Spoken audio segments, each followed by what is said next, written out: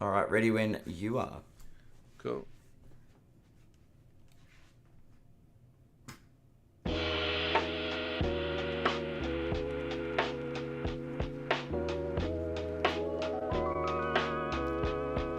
Welcome, everybody, to episode 128 of the You Can't Comp This NBA Trading Card Podcast. We're your hosts, Adam Amy and Russell Gibson. And what did you get up to today, Russell? I went down to EJ Cards today, Adam. What did you do today? That's right. We were both at EJ Cards for their lovely trade day. That was a good day. Yeah, massive turnout. I would say that's the biggest. Stinking hot today, and I tell you what, it was I'm nice and trying cool my in the hardest shop. not to talk about the weather, but God, it was hot today. But it was nice in the store. I think was my observation, They had the air and like conditioning on. the drinks. So it was, grabbed a bottle of water The straight drinks off the bat. looked empty. That was my observation as I was leaving. Yes, Yep. yes. Everyone was taking advantage of the drinks on offer. Yeah, so I would say for me, onwards and upwards at EJ Cards, they've got more cards out on display to look at. They've reorganized their cabinets. Yeah, They've got the game machine in there. They've got more cards in their locked cabinet, for you to browse at. They're sort of more higher end cards.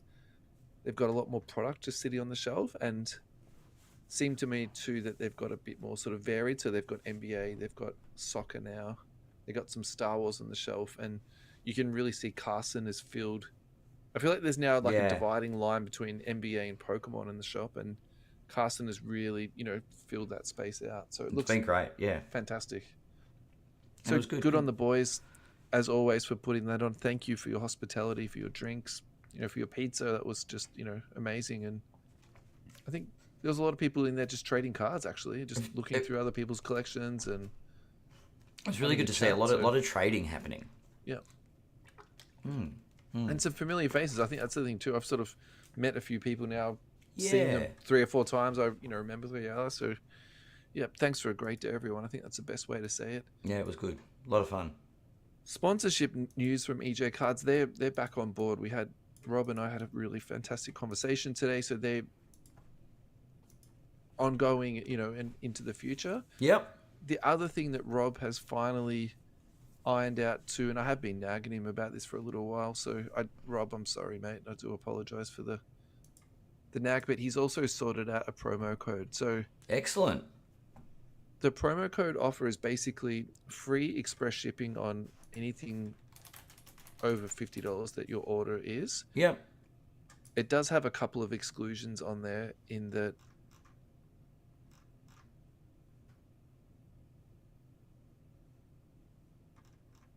it's a one-time use per customer, and Yep. the only exclusions are case lots of supplies, which I can understand. I think that's pretty reasonable. I think if you're buying a case of one touches, the shipping on that would probably be quite Bit rough. hefty. So yeah, I'm okay with that.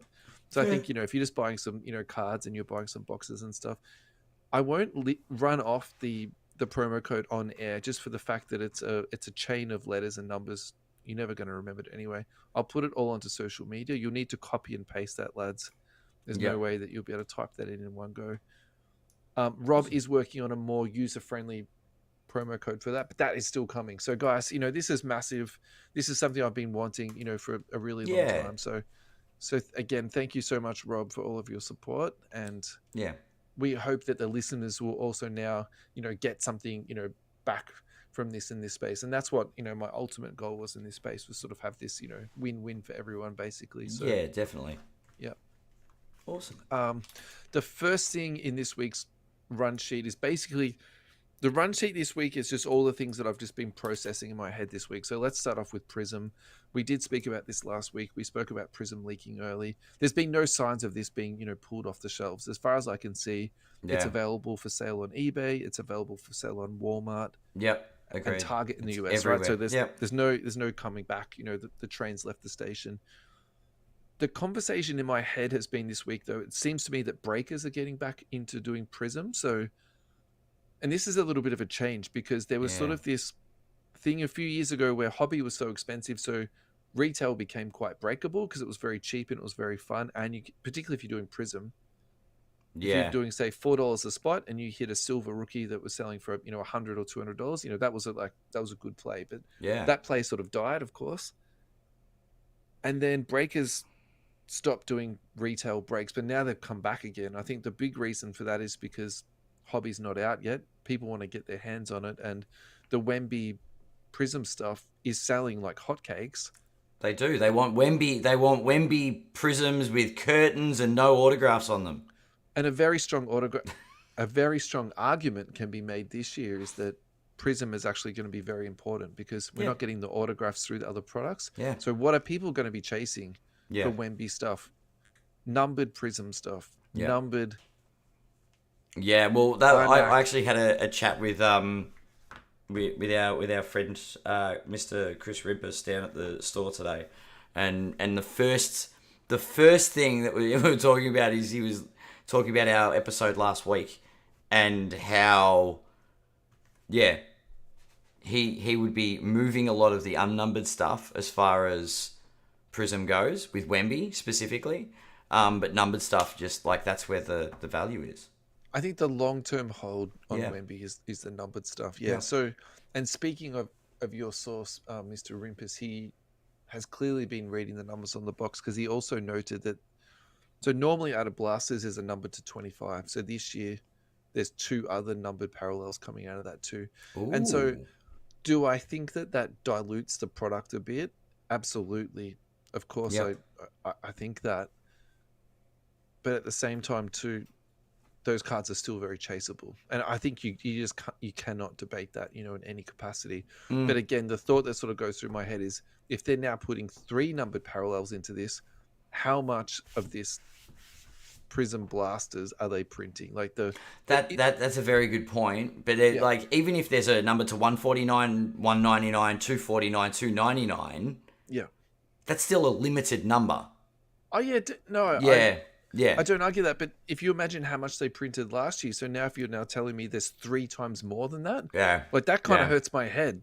That's like when you're putting, you're calculating the miles that it is to go to the sun or something like that. You know what I mean? It's just like, oh, pretty insane. That hurts.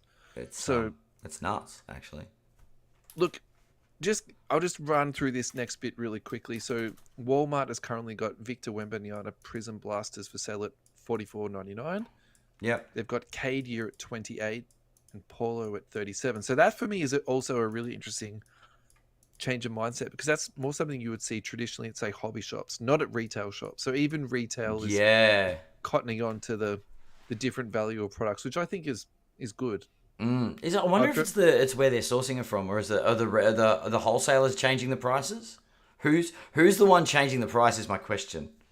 But I think it's a little from column A and column B, but someone like Walmart with the buying power that they've got, I would actually suspect that they'll be setting the prices because and this also goes back to how people, the longer they're in the hobby, the smarter they get. I would also put this down to Walmart just being smarter in that hobby space. Like and they would have the numbers too to back this up. Like, can you imagine how much stuff would go through their doors?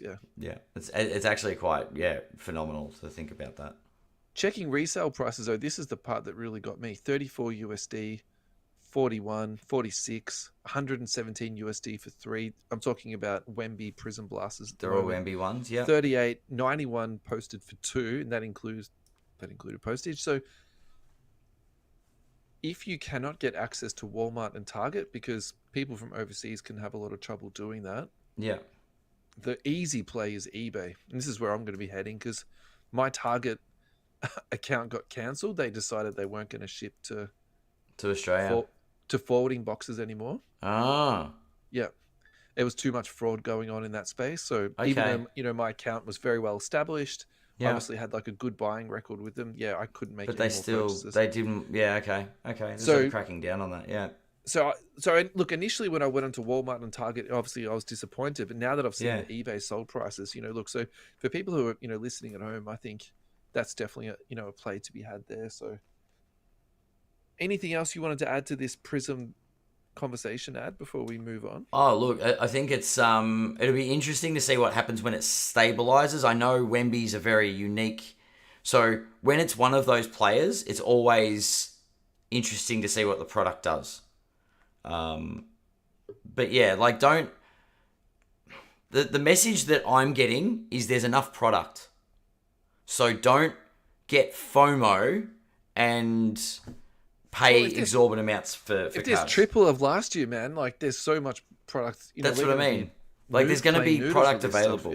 Yeah, there'll be product available. We'll get access to it. Remember, this is like Walmart, like leaking product early. There will be more product. They probably leaked it because they had nowhere else to put it. Their warehouse was so full of it. That's true. That's true. But yeah, actually, like, I do have one more thing to say. I forgot to say this. So at the moment, Australian retailers are selling it for very varied prices, from 100 AUD for a blaster, even up to 170. Yeah. So I think that's my other motivation for it. So I think, look, if you're paying around 100 Aussie dollars for one, that's actually not outrageous, because if you think about it, so if you pay, let's just say you pay $40 USD, and then you have to pay postage, you might get stung by the tax man at the border.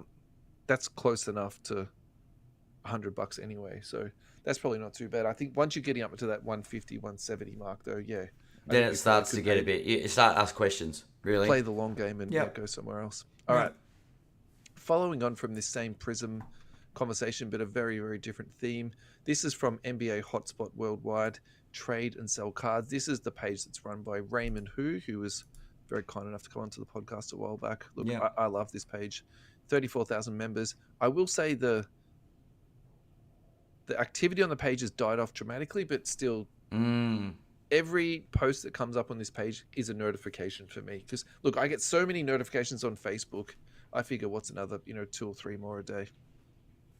Yeah, exactly. This is from Devin Michael. Luca, Prism Rookie Card, Silver, PSA 10, lot of 2, 2,500 for both. Look, I browsed past it. I thought that was fine. What I really found interesting about this was the comments. I'm not going to read out names for confidentiality. You guys can find this on the page, so easily just search it up. Yeah. Crazy with a capital K. I remember these were 7,000 to 8,000 each. So this guy's selling them for 1,250. So we were talking about this last week. This is, I feel like this is a bit of a continuation from last week. We're talking about pop counts, right? Yeah. True. Read through some of the comments down through here, Ad. Crazy, Medica. Yep. These will be worth 600 each in the coming years. Just a matter of time before the market equilibrium kicks in. That's okay. Yeah. Yeah, that's crazy. The reply was, you're entitled to your opinion, but don't be negative on the post. It's not about being positive or negative. It's market equilibrium and economics. The PSA 10 base has a pop of 20,000 and PSA 9 has 15,000. These cards will be readily available for the next 50 years. Those will eventually balance out to 50 apiece. Wow. This is like, I'm going to say, I'll weigh in and say, I don't think it's appropriate to put it on someone's sale post. To sort of point out what you think the economics are. I think it does draw that negativity vibe to it. But he's got a point. So I think I agree with that. But I would also say, too, if you put stuff up on Facebook, that's what's going to happen. People you put it in a public forum, you get the... If you want a sale post with no comments, you go to eBay or you go to, Yeah, true. Just quickly, John O'Michael's in the comments. I know someone who bought 3 of them for 10K Aussie each. Yeah. Like, yeah, they were very hot commodities. And, yeah, for the pop count, whew. Just going down in the comments, though, so I think what one person is saying is they're going to go down. What another person then further down says, assuming demand for all cards is equal, is the flaw of this argument. And that's probably the part where I'm maybe not so bullish about. Yeah. Now, we're going to talk about Kawhi Leonard later in the show, and I think Pop is going to come into this in a really big way. And actually, maybe what we could do is we could put Luca in. I haven't got Luca in that conversation. What we could do is we could put Luca into that, and we could take this around full circle. So why don't we leave this here for the minute? Look, I actually thought this was a really interesting thought piece. I get what you're saying about the negativity, but I was more looking at it. The actual comments. Yeah. So like, why don't we look into the future about this? Like, I think that's a good conversation to be had, So yeah. Alrighty, sure. Sliding into KD versus Luka. So this is from our friends at Card Ladder. Kevin Durant Bowman Chrome 2007 Gold Refractor PSA 10 sold for 13,800, or would you rather have the Luka Doncic numbered to 199? Yep. The Blue Prism, also PSA 10, that sold for 13,100. I'll take the Luka. That's right. You heard it here first. I've just said I will take the Luka. I feel like I've finally broken you down, actually. No, it's a colour match, so I've got to... It has nothing to do with the player, does it? It's like it's a colour match. It's numbered. Yeah. Yeah, I think the Luka. Like, not saying that the Kevin Durant's a bad card, but yeah, no, I think I think the Luka. So the gold refractor is actually numbered to 99. I should have really said that before, to be fair. Oh, true. Gold. See, normally gold. It's funny. Gold's to 10 with to 10. With that's Prism, your initial thought, isn't it? Yeah. Yeah, but Bowman is very different. Yeah. I Now have to say, Bowman is 2007 Bowman Chrome. Interesting. I gotta tell you, man, I think the more underrated person in this equation is Kevin Durant, particularly in the hobby area. I think he cops a lot of bad publicity. And the irony is, for me, how I feel about this is I actually think the prospecting card is the Luka. For all the arguments that you've made on previous shows that, he's done a lot of cool stuff, but what has he actually done? What has he actually done? Durant has a very established, resume now. So yeah, but he still doesn't have the hobby love, which concerns me. With, you know what I mean? Like, his the championship side of things is a bit of a sticking point for KD, because he went to the Warriors and just got given a championship, right? No, I don't agree with that. I think actually with that KD, they wouldn't have got those 2 chips. I just think probably. But I think KD's narrative is very different to Luka's. Luka's trying to build a brand as a player for Dallas. Yeah. And he hasn't succeeded at that yet because he doesn't have an MVP and he hasn't got a championship. But he's also under 25 years of age. And also, yes. And in addition to that, it's very hard to actually be your own champion. How many people actually, how long did it take Hakeem to do it? How long did it take Jordan to do it? True. I just think KD, there was a point there where Kevin Durant kind of just lost the plot on socials with the burner account stuff, and I just thought the narrative of his career took a turn. But in saying that, clearly the narrative isn't that negative in that someone spent $14,000 USD on this card, right? Hey, guy can play basketball. First segue of the show is the actual narrative or the storyline now of the Golden State Warriors is that if Draymond Green had better people management skills, they would have won more championships. Because if he could have managed the whole KD, he could have managed his emotions a bit better, not kicking people in the nuts and punching them and clotheslining them, would they actually have been more successful? That's actually quite reasonable. That's a hot take. I like that. All right, this next one's a really quick one from NBA Card Market. Show me your kabooms for under 250. Are there any? No. Moving Weeds. on to the next. Tumbleweeds. Wait. Someone put up a Cam Reddish. They should have bought that at that price. Best offer accepted, $100 US. Oh, come on. That is the annoying thing about comps, right? Isn't it? It's like, if you wanted that price, why didn't you go onto the eBay and buy it instead of telling me about my card, which I've got in my hand that, Yeah, exactly. Exactly. Right. So everyone, please get out your phone. Please go onto Instagram and type in this in your search bar, The Real 27 Guy. This is Adam Gray. He is a content creator. He does a range of different content. This is not a paid advertisement either, by the way, guys. This is just someone that I love on Instagram, and now I'm listening to his podcast. He also makes a magazine. I was reading it, an old edition today at EJ Cards. They just had one on the shelf, and I was like, I know what that is. That's by Adam Gray. Pass it over to me. I want to have a look at it. Check out his Instagram. Check out his podcast. Check out his magazine. We are trying to get him onto the show, and the other thing I want to do with this guy too is try and get his magazine distributed in Australia. Say we can get a distribution deal sorted out with EJ Cards. You can go in there and buy one off the shelf. Like they're just sitting there, like, you know, Beckett's used to be sitting in the newsagents. Like that would be sick. That would Look, be I like that. I really, really, really like that. He's informative. He doesn't do, you know, the terror tactics and all that type of stuff that you get in media. He just does really good stuff. Yeah, Adam Gray, check him out. Yeah. A feel-good Panini story is coming up next. This is a story about a replacement card. Hang on. What, a feel-good what? Panini story? Look, some of these replacement stories, we've done a few of these, to be fair. Most of the ones we've done have been good replacement stories, actually, with Panini. There's been horror stories. I'm not going to tell you there's not, but there's also good ones. And I like to talk about the good ones. So yeah, look, the bad ones are, dime a dozen. This is from a member of NBA Card Market. He had an Anthony Edwards Select RPA. Nice looking card. He waited 6 months before he submitted in for replacement, and they still came good on it.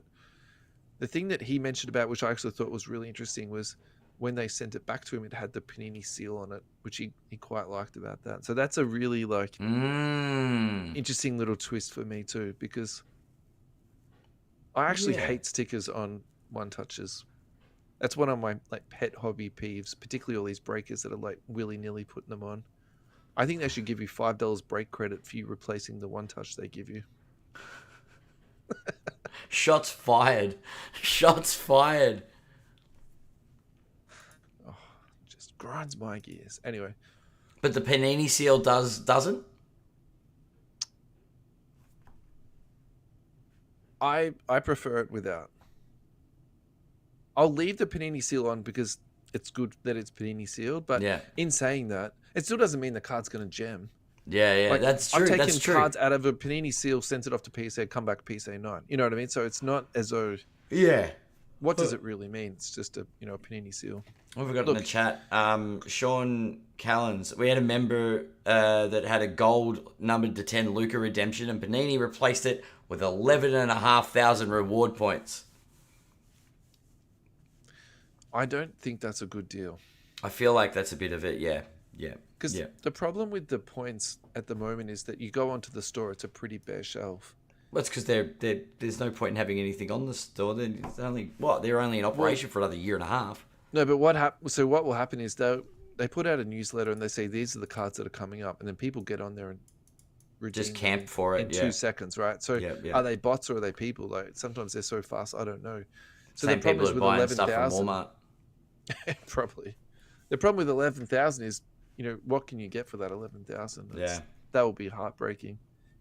So this next one, this is what I wanted to talk to you about. And this one, I'm not too sure. Is this good or is this bad? So Panini is definitely clearing their backlog. And they've been very active in the last few months about this. I suspect they've probably cleared another 10,000 redemptions because they've just issued optic sparkle packs, which is really a derivative of the white sparkle packs that they will sometimes sell on their shop for dollars, and they also sell them for points too. Those lovely Panini points. If you get points and you get a sparkle pack, I would actually say that's an excellent play. Yep. But not for a Luca card for obvious reasons. So yeah, fair. They are really aiming at low-end cards for these. So actually, for me, I'm going to mark this down as a win for collectors because I like the aesthetics of optics. I like the feel of optic. I think the make of the card is pretty good. Mm-hmm. And I am also quite a sucker for these like sparkle cards that are, relatively short print. So, the issue I have with this though is it really depends on the redemption that you had and then what you get back from the packet. Because if you had, a medium to good redemption and then you get nothing out of the packet, that kind of breaks your heart. But in the instance of my buddy who I was putting the redemption in for, it was Keita Bates Diop. Now he gets to open up a sparkle pack. So, he's wrapped. Yeah, for sure. I've got another friend that had, this is where I want to lead the conversation too. Joe Ingles autograph or patch autograph, don't quote me on this, and then he got a sparkle pack that had a blue Polo Banchero in it. So wow. Okay. That's a hit, right? Yeah. But this is a sticking point. Some people are actually saying, well, the athletes never received the cards, or in the last 10 years, why have they not resolved this redemption? What's going on in that space? Yeah. Is it actually cheaper for them to make these sparkle packs and just send them out to people than chase up all these athletes. Quite possible. Where are you at with that type of story? Yeah, look, I think they're trying to work smarter, not harder, with Yeah. the logistics behind getting redemption autographs and things. Yeah. You can't sort of overpromise, underdeliver, which is what Panini did in the beginning with the redemption program. Yeah, sure. I think these promises to get them filled, you don't know. It's hit and miss. And I think, yeah, if it's a known quantity, if you've got a few out there, then maybe have something else. Having something like the redemption, the sparkle packs, is a really good idea. I think no one likes the bad feel story of waiting on a redemption and not getting that redemption card. Yeah. Look, I think it depends on the redemption. Like, Cater Bates Diop, who cares? Like, yes, a pack is right, but if you collect Joe Ingles and you wanted that autograph card, like, that is highly unsatisfactory, particularly if you've been that person who's waited 5 years. That's rough. Like, That's very rough. I do feel for collectors, particularly, someone who's, PCing Joe Ingles, or whoever it is like that. I don't think that really matters, to be honest. Yeah, true. I will say, though, they must have one enormous backlog if they're producing a new set just to take care of that. Yeah, that's true. That's true. We're talking about Prism Blaster level here, aren't we? Yeah. Yeah, true. God. All right. So last week, this is really a part 2 of this segment. We were speaking about the Don Ross no autograph, and I think in parts of the episode I was calling him a non-autograph, but excuse my French or bad English, but the correct phrase is actually no autograph. But let's move on from that. What was really I thought bugging the true way to call it is bloody ridiculous, but yeah, that's fair. Yeah. So what was really bugging me was initially I actually thought it was like a joke or it was false news, because the first post I saw was from China. So I was very much skeptical about the whole thing. Yeah, and then yeah. when David John DJ's cards pulled one, I was like, there's no way this guy would make it up. They hit a Victor no autograph card, and I was like, right, okay, so this is actually this is concerning. Yep. I did find a few of them, but I didn't list them all off, and that's what's been bugging me this week. So I found the entire list. And actually, guys, if you want to look at this at home, just go to Cardboard Connection. The autograph list is there, and the no autographs is found under Insert. So just click on the Inserts tab, and it's all there. So look, this is not rocket science, but here we go. Victor, Brandon Miller, Scoot Henderson, Anthony Black, which is pick number 6. Pick number 8, Joris Walker for the Pacers. Pick number 9, Taylor Hendricks. Pick 11, Jet Howard. Pick 13, Grady Dick. Pick 14, Jordan Hawkins.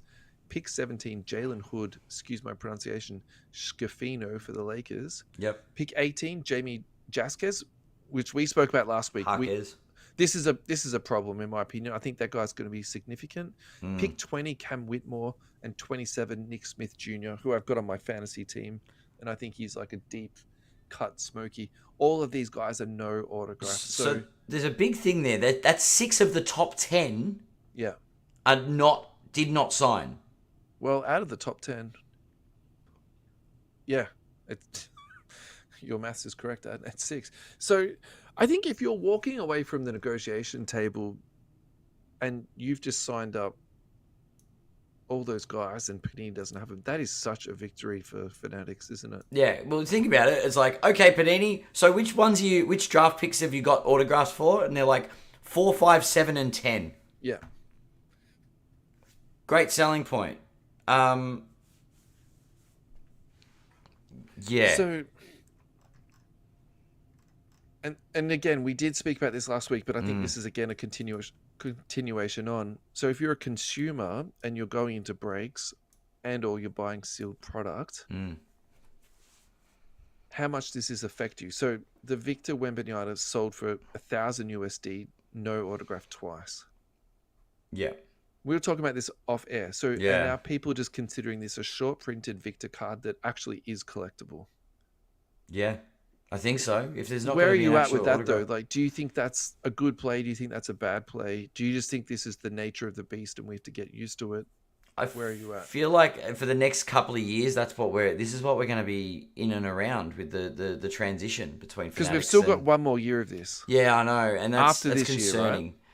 Is this Fanatics' attempt to force an early transition, or I don't know. I think there's some interesting moves happening. But the other question is, does that make Prism more relevant this year? Because that was what we led to. It makes me think that Prism is doubly more important. Mm. So the chase cards. Prism, but even just rookie card, like just limited number rookie cards. Yeah. Because there is no autograph for these future stars. Yeah. Like, say, all right, we get that Wemby will probably be like one of those generational talents. We've got that. But even if Scoot is or Miller is, they're not going to have a rookie autograph. That's crazy in this day and age. No, definitely. I feel like the collectors are actually missing out in a sense. That I agree with 100%. That was actually my next point. It's kind of like mum and dad are fighting, and the kids are going to miss out on an autograph card. And just sort it out, guys. Come on. Have an amicable transition. And I feel like Fanatics is trying to sort of have a swing to try and one fell swoop get rid of Panini, or initiate an early takeover of the hobby. But I feel like we're suffering. It does create a void in terms of where you put your money, doesn't it? So if we move forward in releases, so we go to Noir. Yeah. You know, they do make some nice RPAs in that space. So there's not going to be one for Victor. There's not going to be one for Scoot. There's not going to be one for Brandon Miller. So they're all RPs, not RPAs. Where do you put your cash though? Yeah. So either numbered Prism stuff is going to be through the roof, or people aren't going to be spending, and that's the other, I think, eventuality too. And we've spoken about, where is the hobby going to be going for the next 2 years? Maybe this is something that we actually haven't discussed with enough vigor. Yeah, what is the impact of the no autographs going to be on the hobby for the next 2 years? I don't know. It created some fun and games. People were putting base cards up and just putting masking tape over the top and writing no autograph. Again, that was David John, right? Yeah, I think so. Yeah. There's a LeBron base or something, and it's a bit of a joke. I don't know. I don't like the fact that it says no autograph on it. Just don't put an autograph on it. Don't put it in the checklist.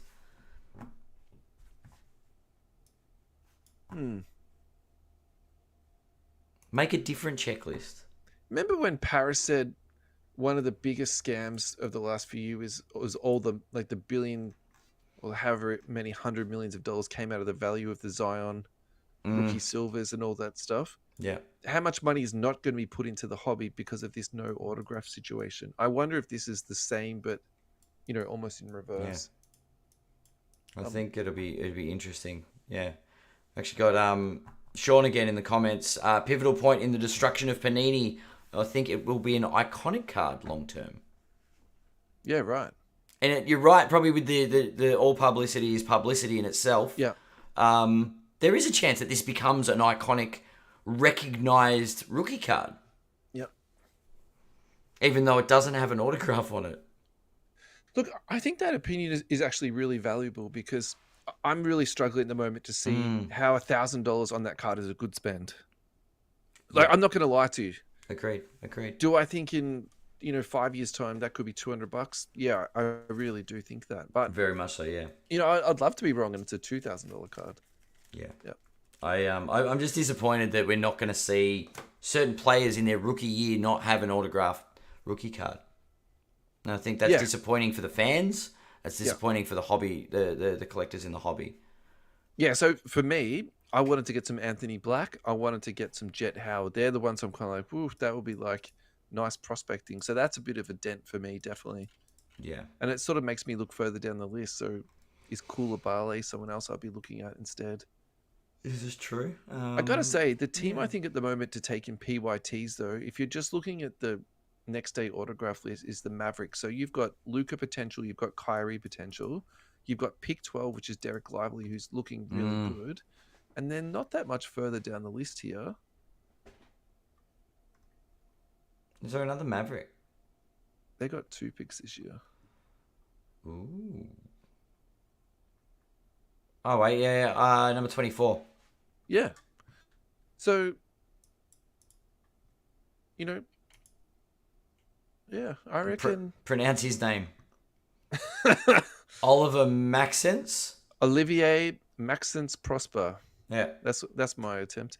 So, look, I got to say to you, if I'm going into one of these breaks, I think I would rather go with a team like that than the no autograph way. Like, I think Magic for me is going to be pretty tough. Yeah. Yep. Yeah, agreed. All right. This next segment is about Kawhi Leonard, and this has been in our run sheet for about a month, and I just done no prep. Time to address Kawhi now that he has been selected as an All-Star reserve. The timing is impeccable, actually. So look, there's 2 reasons for this I wanted to talk about it. So I also want to set the background before I go into all the running off of the stats. Let's do it. Number 1 is actually I love big threes, and normally I froth for them. And when the big 3 of Kawhi, Paul George, and James Harden got together, we barely talked about it. And I think my bias was that I didn't think anything was going to happen. I thought, Kawhi would get injured again, Paul George get injured again, James Harden would be 25 kilograms overweight, and then he would just be shooting step back threes that were airball, something like that. But it doesn't happen until after the All-Star weekend. So I think we need to give the Clippers props, where they are. They're 15 games above 500 at the moment. They're doing very well. They have. They're a shoe-in to make the playoffs. I think they're only going to get better as the season goes on. I think in terms of continuity and chemistry, and then the really strong argument to be made here is the Boston Celtics, the year that they won it the first year with like Kevin Garnett, true, Ray Allen, Paul Pierce. You had these guys who were just at the right time in their careers where. They hadn't really had that much team success, but they had a lot of individual success, and they sort of put all that aside and became a really good team. So how you make the argument that Kawhi Leonard is Kevin Garnett, particularly with the vocal leadership part, I think that's tough, but you know what I'm trying to say there with like the 3 sort of more veteran guys there. Yeah. The other thing I want to talk about too is where does Kawhi Leonard sit in terms of the all-time rankings and then hobby value-wise? Is this guy a good buy? Or is this guy someone that you should stay away from because he's just really overpriced? I want to go through a little bit of pricing, and then I found a couple of cards that I thought might be interesting. So, yeah. All right, here come the stats, guys. So if you don't want any stats, if it's too much for you, just skip forward a couple of minutes and then come back to the card news. That's totally fine. 12 seasons for the Spurs, Clippers, and Raptors.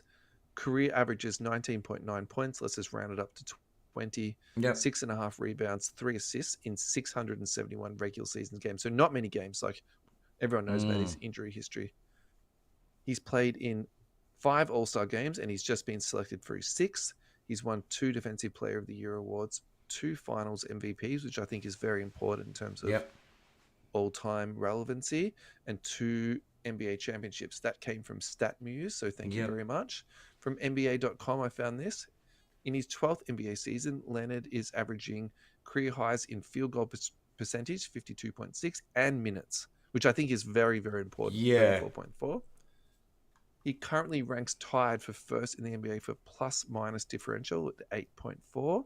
So that means when you're on the court, what is your team's plus-minus in comparison to when you're on the bench? That's what that is. So as opposed to like Jordan Poole, that's like minus 100 or something ridiculous. Yeah, so his plus-minus would be better when he's on the bench. So he'd be like probably negative 8.4. Yeah, it'd be negative 18.4. He's atrocious. Anyway, back to Kawhi.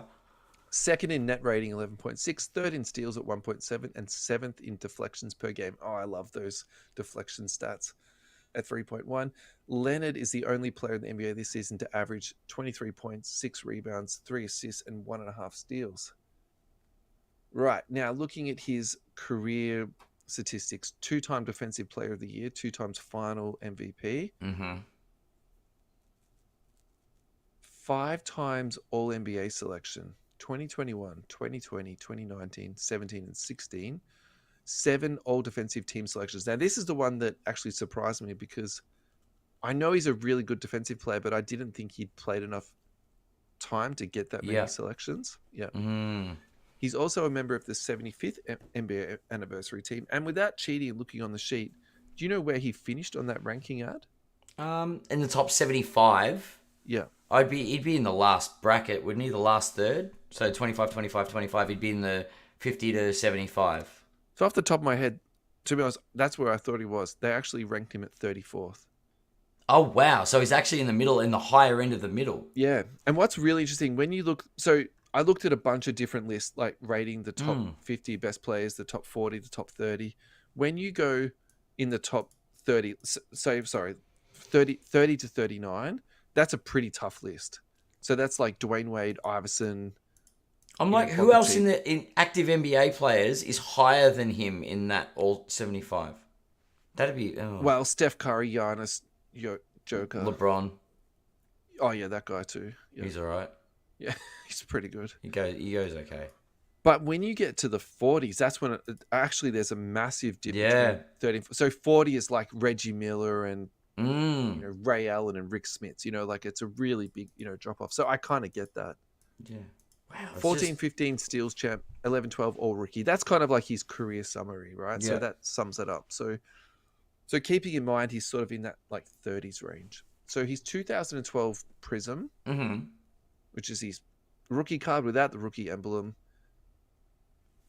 pop of 42 on that is currently selling for 2,000, right? That is juicy. So let's go back to Luka, where there's a lot more than that. Probably currently a lot trading... more than that. A lot more than that. Is that what we're going to go with? Yeah. Look, trading roughly the same price. Like we're not talking, multiples of. Mm-hmm. With a resume like that, and this is probably the argument that I was trying to build, work out in my head. Are we undervaluing this guy? Is this guy actually fantastic? And that pop count is very appealing. I think that's the right word. Appealing. And very different to ultra modern. I think that's the Shame it's that 2012 rookie year where the rookie badge wasn't on the prisms. I don't actually think that makes much of a difference, because if you look at the gold of that's sold for the Kawhi Leonard sold for $100,000. So clearly that's not a problem for people at all. Yeah. So the Lucas pop is now 2,272. It last sold for 1,200. So we're $800 apart. That's yeah. I think for the resume differences, it's a big deal. So I tried to find some other people to try and work this out. The James Harden refractor, there's number to 99 of this. That sold for 1,800. Again, PSA 10. These are all PSA 10s. The Iverson Pop 36 Chrome Refractor from 1996, that sold for 15K. That's really interesting to me, because that for me is more like a social phenomenon than, resume. Sure. Dwayne Wade 2003 Topps Chrome Refractor sold for 1,100. I'm shocked about that, but the pop on that is 151. So imagine if the pop count was 1,151. Yeah, so there's a really strong argument there, isn't it? You can say, okay, there's 5 times more than these. Yes, I can kind of understand that. I tried to find somebody who was like super old school. In that top 75? He's also in the top 75. I don't actually know what he was on the list. I found Isaiah Thomas. That was someone that came to my head. Okay. Nice pop count. Yeah. 1986 Fleer. This is not his rookie card, but obviously, the first card that's available. Yeah. PSA 10 sold for 5,500. Pop of 42, which is exactly the same as the Kawhi Leonard. So interesting. Look, do I think that this card is going to be a $5,000 card in the near future? I don't. Do I think this card has got some legs and is going to be like a slow burn? Yeah, I do. I really do. I have to say this though too. I think this card has bump potential. I do too. So if these guys make the finals and he wins another chip, I think you could see more gains in the shorter term. But where I'm sort of pitching this card is, I think this is a buy and vault card. Yeah.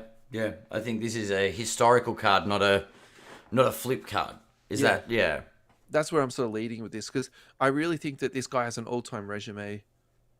I think 2,000 is a lot of money. I'm not trying to, downplay this, but I don't think this is 5,000 for an Isaiah Thomas 86 Fleer either, Yeah. you know? Yeah, I agree. So, right, if you don't want to talk about silvers, which is some of the criticism we've had of the show ads, I found some other cards. 2012 NT RPA number to 199 sold for $14,000. Interesting. Yeah. If you want something that's a bit more affordable, come this way. 2017 blank slate for $265. That's very affordable. Yeah. 2016 Excalibur Kaboom $416. Oh, that's close to that 250 mark that you wanted. That's a bit more, but at the same time, we've spoke about my love for Kabooms. I don't think that's. I don't think Kabooms ever go down, so that's probably a nice little investment, actually. My next favorite are coming in these next two, though. 2019 1-1 Downtown, which is just a beautiful design, $295. I like that a lot. That's a case hit. 2017 Court Kings Aurora for $93. I think if you're wanting something that's shorter print, a bit more affordable, I've spoke about Auroras on the show in the past before. I think these are really good cards. Yeah. That's something there. Now, PSA and Cardboard Connection both wrote articles about Kawhi Leonard. Yep. And if you Google Kawhi Leonard rookies, they'll come up for you easy. So have a bit of a read.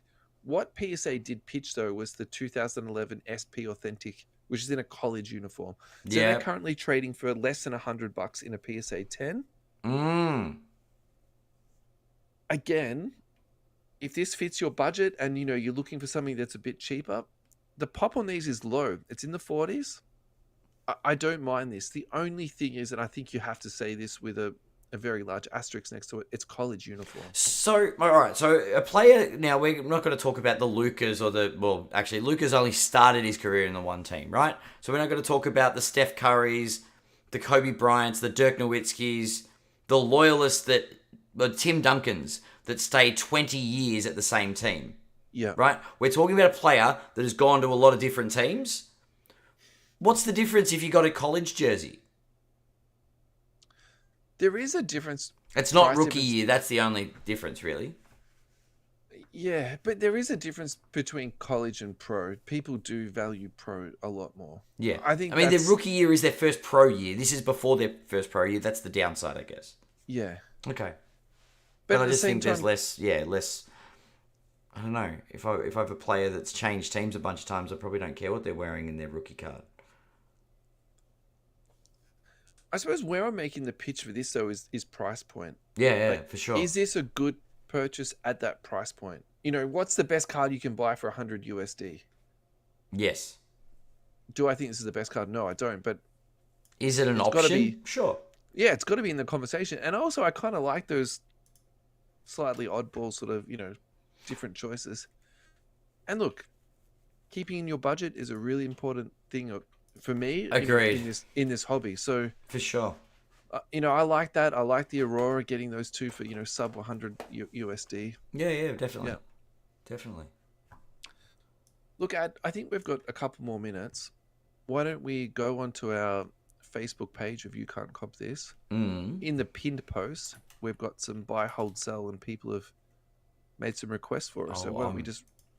I'm in. Let's do it. Yep. On the fly.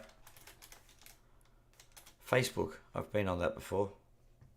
All right. The first one is Chris Paul.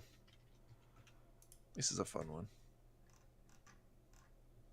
Not many people like Chris Paul, but he's got an amazing career. The 2005 Chrome Refractor, PSA 10, population of 23, last sold for 1,800.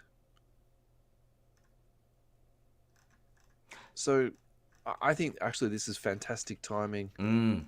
Talking about this, we just spoke about the Kawhi Leonard. I want to get the exact price. I really should have done this in the show. So yeah.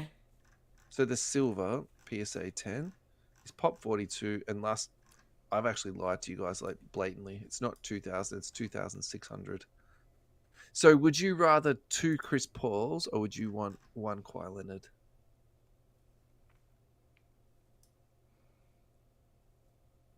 How much is Chris Paul? I almost want Chris Paul. 1,800. So the maths doesn't exactly add up, does it? No, Okay, fine. but let's say 1.5. We'll chop 1.5. No, I want Kawhi. I want Kawhi. Yeah. I want Kawhi. Because Kawhi succeeded.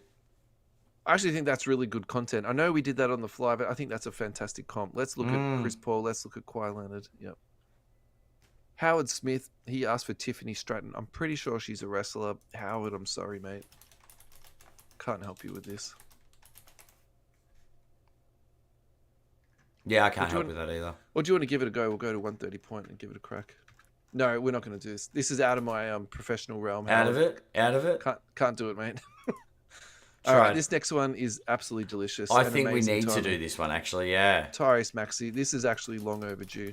It's not like we never speak about the guy on the show, but... Yeah, no, I'm keen on Maxey at the moment. I think a lot of people are. Right, let's set the table on this, okay? We've spoke about this card already. I think we spoke about this card at the $200 mark. We said that Maxey came into the league young. He came into the league with a work ethic that's basically like no others. Now Embiid's hurt himself. The injury report on this is not out. And interestingly, Philadelphia just got fined like $75K for not putting in the correct injury report for the Denver game. So it's not like they're new to these games that they play with injury reports. Yeah. Embiid could have a torn meniscus, which is most likely going to screw the season. Yeah. But on the flip side, that means Maxey's going to get lion's share of opportunity. 15 more touches a game, like at least, right? Yeah. So he's currently trading at 315. The population of this is 380 for ultra modern. That's very low. Yeah, or given recent times, that is actually quite a reasonable pop count. Interestingly, in the last 3 months, he's down 6%. Buy, hold, or sell ad at 350. Hold. Yep. Hold. I think he's actually a $400 to $500 player. It has potential to be such. Yep. He has the potential. But if I've got him at 300, I'm just holding it for now. Yeah. I like this better than Jordan Poole at 1,000. Let me put it to you this way. I think Jordan Poole would rather this than his rookie card at the moment. Nah, Jordan Poole loves Jordan Poole. Have we got anybody else there? Tim Duncan. Timmy D. All right. Tim Duncan. The really interesting thing about Tim Duncan, particularly if you're sorting by value, is that his rookie cards actually aren't more value than the PMGs, which is probably a really good place to start, actually. Anyway, Topps. 1997 Topps Chrome Refractor. Before I even look at the price, I'm going to call these a sell. I personally put Tim Duncan in the top 10 without even thinking. If I sat down and tried to really make a strong argument that he should be top 5, I could probably do that in some capacity. The BGS 9.5 last sold for $10,000. So again, we're not talking about a small amount of money here. Like, it's a lot of money. Well, the super interesting thing is the PSA 10 last sold for $5,500. It's interesting that the base pop count on the base is pretty insane, so we won't worry about that. Yeah, pop count of 107. The refractor. It's probably a good. It's an interesting buy price. When was the last sale though? I've already said this is a buy before I even looked at the price. I'm sticking with that. Yeah, so it's unknown. Let me try and find it though. September 2023. Yeah, that's actually not that long ago, is it? No. In the last 2 years, that card's down 45%. All right, I'm doubling down. That's a strong buy. Yep. Strong buy. Strong buy. Carmelo Anthony.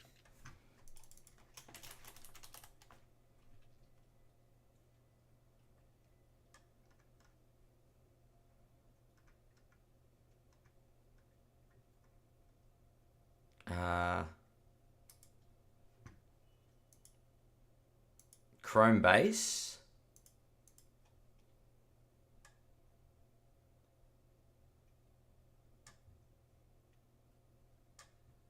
Is that what we're going to look at? We can do the Chrome base. Yep, sure. Bowman rookies and stars. The Bowman. Or we could do, say, the number to 300. How about that? Number to 300. That's probably a good That's one. probably more like a silver, isn't Pop it? 6, yeah. Oof. That's going to be tough. Hasn't been sold since 2020. Sold for $600. I don't think that's going to be Yeah. interesting. Yeah. All right. The number to 50 sold for 13,000. So let's look. I'm gonna put a number out here and say the number to 300, if it's sold today, would probably sell for around 2,000 USD. That would be my guess. Yeah. Fair. If you look at the BGS 9.5, there's actually a bit of sale data there. I think for me, Carmelo's a buy if you collect Carmelo. I don't think he's someone you just randomly invest in. All right, so it just shows how much I literally know nothing about this hobby at all. All right, so if you go to the Chrome Refractor number to 300, BGS 9.5, in the last 2 years, there's 4 sales. The last sale was in July of 23, and it sold for 350. Okay. I got to tell you, with a population of 10 on the 9.5, and then another 6 on the PSA 10, that's a buy. I think that is a very strong buy. Yeah. If you can pick one up for less than 500 Australian, it's probably worth it. Yeah. Because I think the thing with this guy is, let's just put aside the fact that, he didn't have the most success in terms of team success in the NBA. He did have very good personal success. He had very good success at college and then at the international stage too, which yeah. There was a whole thing about, Hoodie Mello and, Team USA Mello. Like, that actually does matter. And I think also, too, he walked all over the pop culture line. Like, people wanted to be like Carmelo. Yeah. So that actually surprises me how low it sold. And then the other argument that can be made, which is probably a weak argument right now, but it's the crossover argument too. You can go from 9.5 potentially to a PSA 10. So yeah, that's true. Yeah.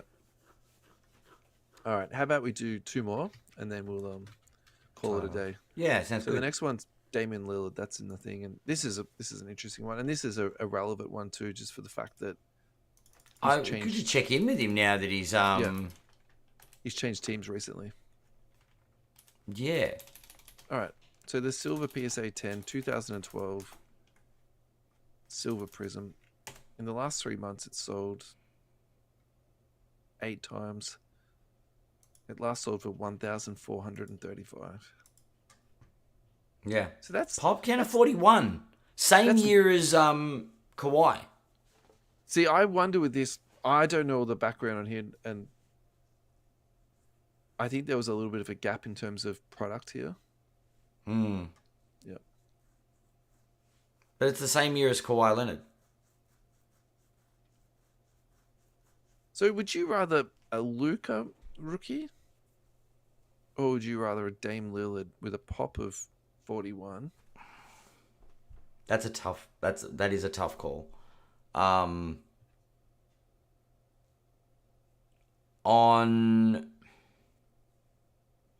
Because Lillard's got the same amount of MVPs and championships as Luka.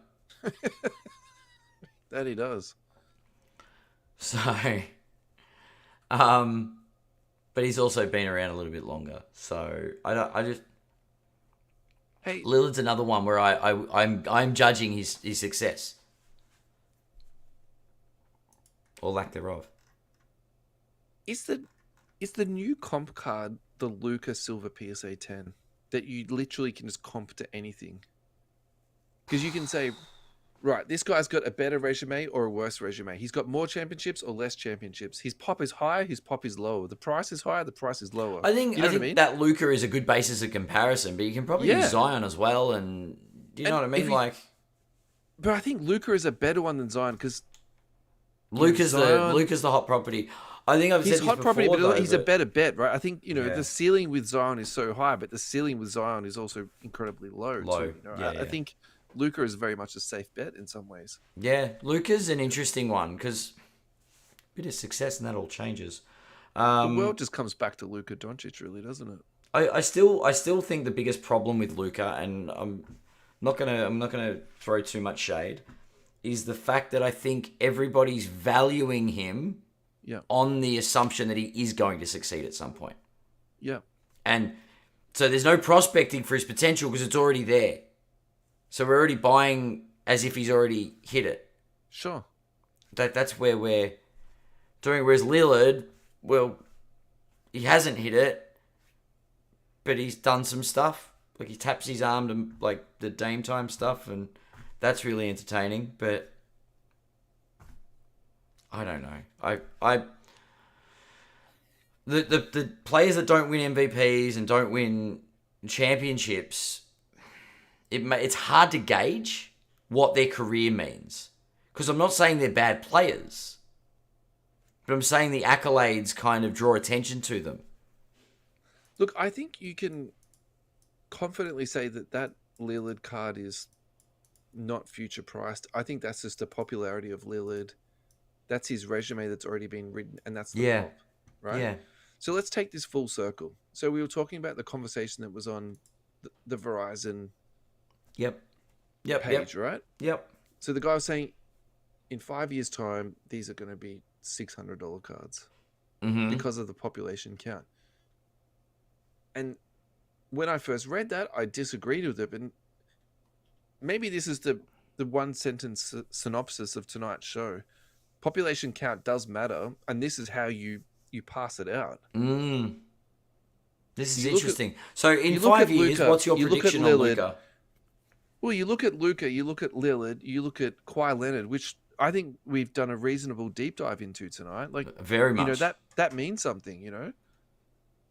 Yeah. Then you look at the other guys that we comped it to. Iverson, population 36. Dwayne Wade, population of 151. That's still 10 times less. Yeah, you're right. You're right. And the price difference there is significant. Then you look at Isaiah Thomas. Okay, probably not the greatest one-for-one comparison. The pop on that is still 42. Population count of 42 says this is not going to be an easy card to come by. And it's $5,500. Yeah. You're not going to find a website or like a Facebook page where someone's trying to sell two of them. Yeah. And that was the other argument that was put forward. Yeah, and that's right. Selling two at the same time. Yeah, someone's like, I've got two Lillard Gem Mint 10 prisms. No. Yeah, look, it's kind of making sense now, isn't it? Maybe you're right, Ad. Maybe Luka is not a great buy. Maybe the type of Lukas. Yeah, that's right. And I think this is the lesson with the Wemby side of it as well, right? When we're prospecting that. I mean, we said this a couple of years ago where numbered cards are important. Very important. Because they're always a limited quantity. Mucho important. Yep. That's the thing. You're not going to get a population count of 2,500 if a card is numbered to 299. I mean, sometimes you get a pop count of 2 with tops if it's a 1 of 1, but that's not the point. Yeah. Yeah. Alrighty. This is from Matthew Hull. And Matthew, thank you for everything that you do for the show. You chip in a lot.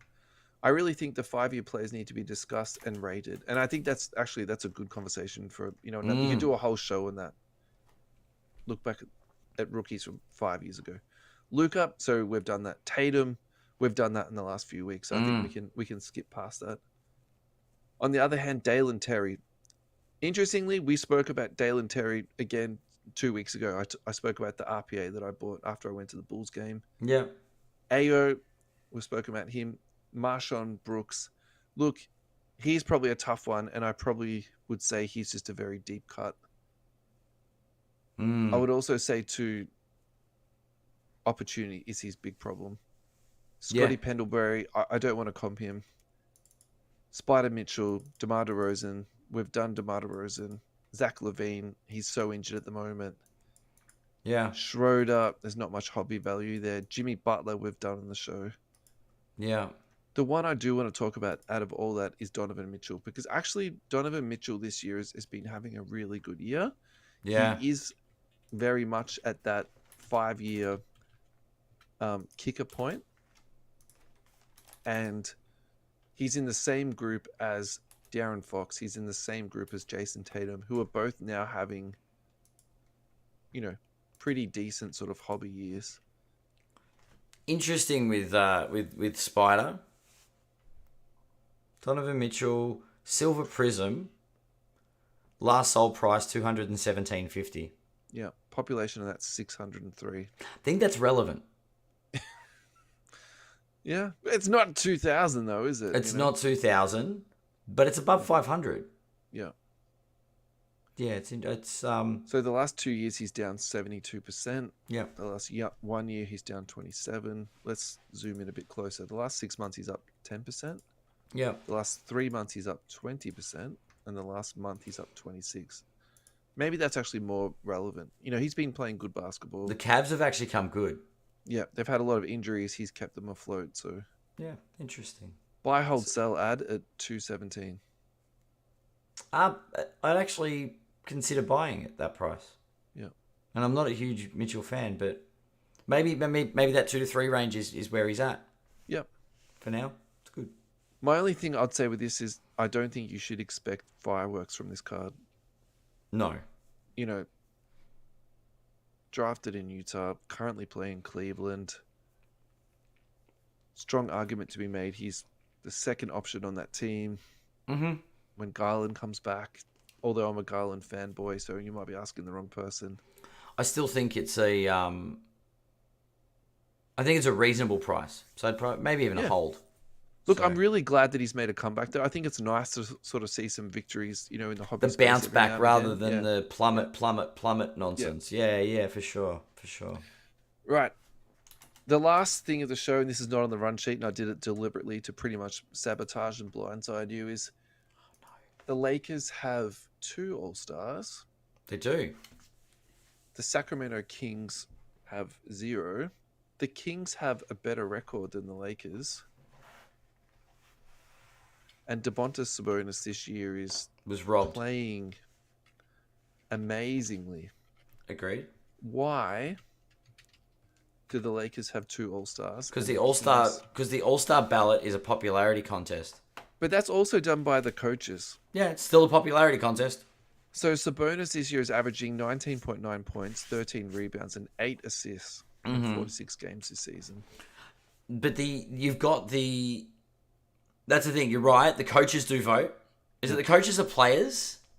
Coaches and players, and there's some And there's media. So there's the people, the media, and then there's a little thing for the players and coaches. I think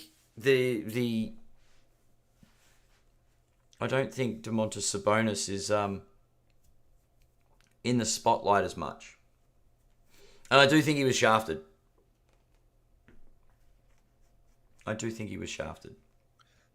So I think, taking my Kings prejudice away, I don't actually mind that the Lakers got 1 All-Star. But I think in such a competitive conference, having 2, I think that's criminal. Who was the one? Who was the one you would select? Because Look, I would think say it was Anthony Davis.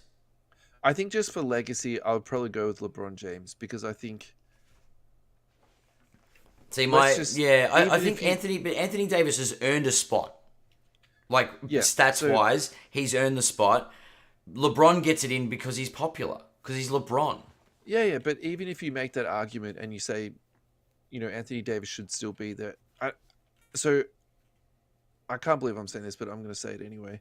I would actually make an extra spot on the All-Star roster just for LeBron. I know what you mean. Yeah.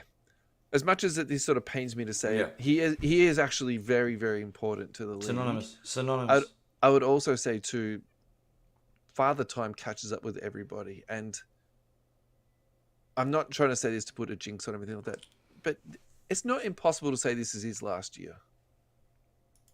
It's not impossible. The guy is a human specimen. He's a freak, but I think sometimes We haven't even seen the decline yet. We take that for granted, I feel like the fact that we haven't seen the decline means there's at least one more. And it's weird. You're right. He's one niggling injury away from retirement. Yeah. But at the moment, you can't. You can't question the man's ability to get out on the floor and perform at an incredibly high level. But at what point is the All-Star game? Yeah, you're right. It's just a big popularity contest, but Look, it's really tough, and I think this is the thing. So, you make the argument that someone got left out. So then you have to say, well, who actually, should be taken off? Look, I think the Wolves having 2 All-Stars is actually correct that's fair. because they've basically been very quietly dominating the league this season. So They have. Edwards, I'm really glad Edwards made it. Look, Karl Anthony Towns, if Gobert had been there and someone cited all the defensive stats, I would have been totally fine with that. Look, Paul George and Kawhi Leonard getting in, again, that doesn't super sit with me like that well. I feel like only one of those should have got in.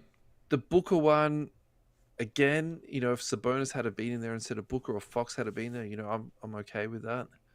I feel like we don't have a trouble. We don't really have control over the starters. That's my thing. Look, SGA, I'm actually glad he's there. Luka, you guys know what I feel about Luka. The Joker, Durant, LeBron, I'm okay with it. Yeah. I just feel like the reserves, it needs to be a little bit more attention to less popularity contests. But I do think Anthony Davis puts a decent case forward. Yep. And you're right, it's a tight competition. So I feel like there are some snubs there that definitely warrant some questions. Yep. All right. I think on that note, we sign off. Yes. Thank you, everyone, for a fantastic evening. It was good. Adam, it was a lot of fun. Thank you for your time. Pleasure as always. Yeah. Looking forward to the next one.